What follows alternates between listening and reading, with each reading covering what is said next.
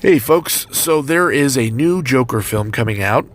There's actually two. There is a DC Extended Universe Joker film called Joker and Harley, or it's going to have Joker and Harley in it, and presumably that will have Jared Leto and Margot Robbie reprising their roles from Suicide Squad. Hopefully that is done better than Suicide Squad. I liked Suicide Squad.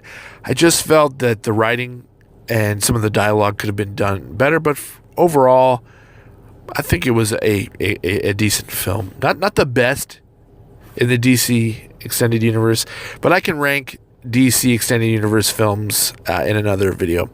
So this is about Martin Scorsese's or Todd Phillips' Joker film, because Scorsese is producing it, but I don't know how much actual input he's going to have. I think it's interesting that Warner Brothers is allowing filmmakers to make these Elseworld tales. It'd be cool to see more of that. Like Red Sun is another potential property that they're trying to put out there.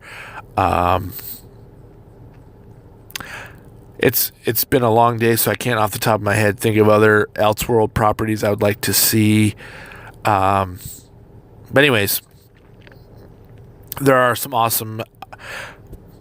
some potential properties that could revolutionize the comic book movie industry, especially if they get directors that are very talented that you would not have previously thought would handle a comic book film.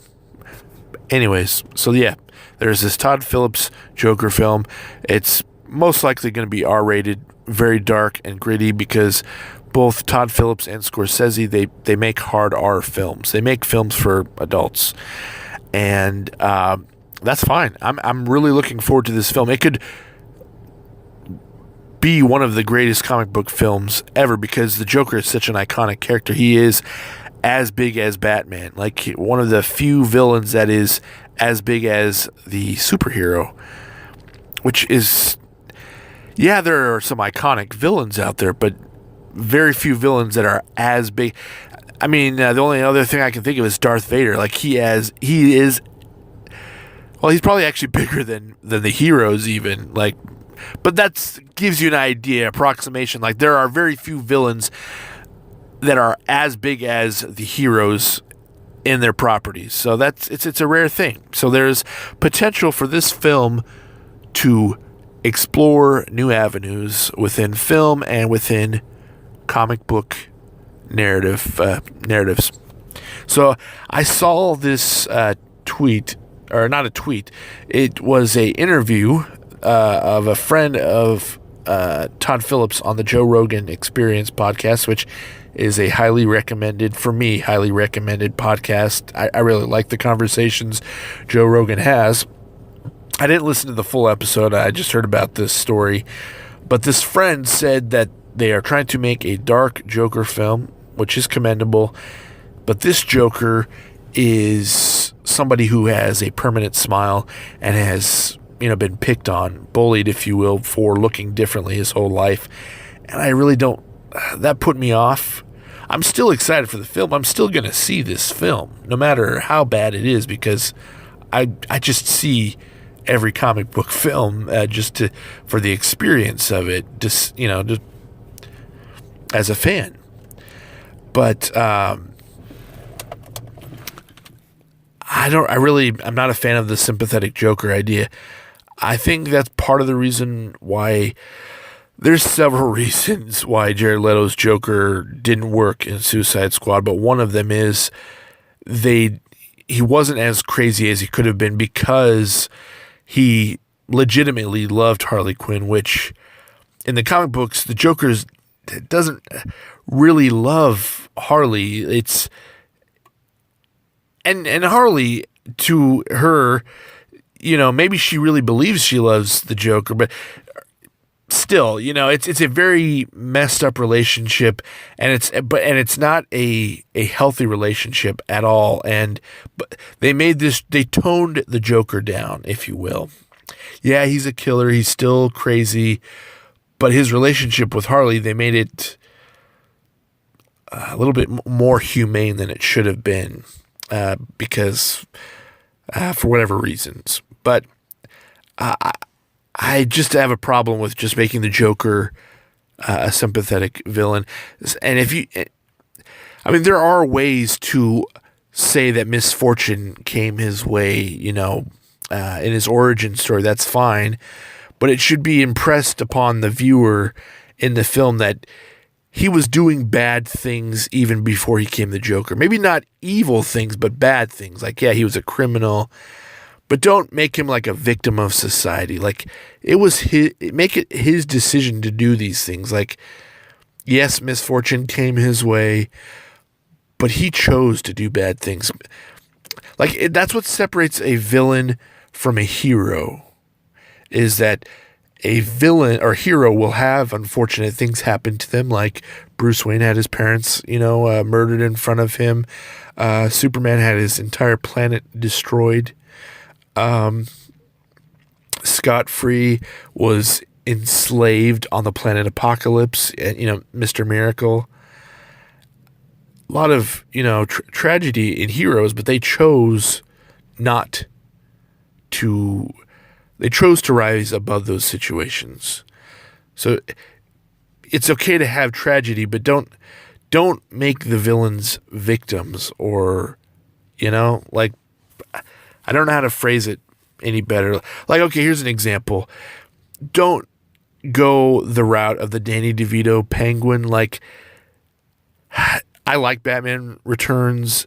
I don't judge comic book films harshly. Like, I do have low standards when it comes to comic book films, but Batman Returns is just great if you just look at it as a standalone film, just a very dark and gothic Batman film, not comic book accurate at all.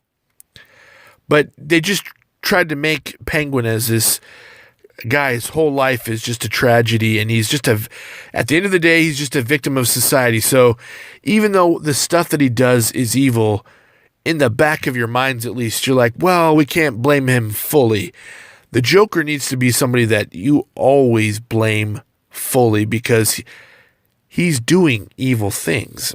Anyways, that's my little rant, if you will, about that tweet, or that comment about making the Joker someone who was picked on and bullied or whatever.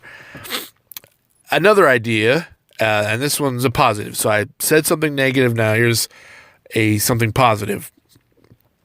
The actor Lakeith Stanfield has expressed interest in the role. And I know there's going to be some diehard fanboys out there saying automatically, no, the Joker is white. And normally I am for, like, yes, keep the comic book characters accurate. I don't like them making major changes to the characters for the most part. But this is already a standalone film. We already have a Joker that is white and is in the extended universe, and that's Jared Leto, and he could be replaced or recast, and they're probably going to cast another white actor. This is a standalone film, so really, there's no real rules that apply that should apply to this film. Like, let them get as crazy, because they're trying to explore, like. Again, this film could be part of a revolution for comic book movies. It could try things we had never seen before. So let them try new things. And a black actor playing the Joker could really be something like really interesting. I mean, today we have so many prominent black comedians. And unfortunately, several of them have just gone from like skyrocketing fame to like obscurity. I think of Dave Chappelle and Cat Williams. They are very funny, but very vulgar comedians. And so I picture if Lakeith Stanfield were accepted, offered the role of the Joker, I picture a comedian, a pre-Joker comedian. Maybe he lives in a rougher part of Gotham City or another DC universe city. And, maybe, life has been a little unfair for him, but he's not a victim. He's the type of guy that's laugh at my pain, and he tells these jokes that are like, would be normally off-putting, but because of his personality, you laugh. Like comedians, they tell like really hard hitting jokes because there's a bit of truth to what they're saying. And so you could have some really brilliant moments of a pre-Joker doing stand-up and the audience like not knowing whether they should be revolted or offended, but they laugh like, and he could get a bit of fame from it, like, oh man, this guy is an up and comer, and you could build into this concept that he has this pride and this ego, like, yeah, I am funny, like, it's me against the world, and like the world should recognize that I am a hilarious person. He doesn't necessarily have to express that to his audience. Another potentially, scene, is like, him eventually, getting upset because his fame is starting to take a nosedive, and then him just completely ranting against his audience, which, leads to him getting in trouble. And then that could be the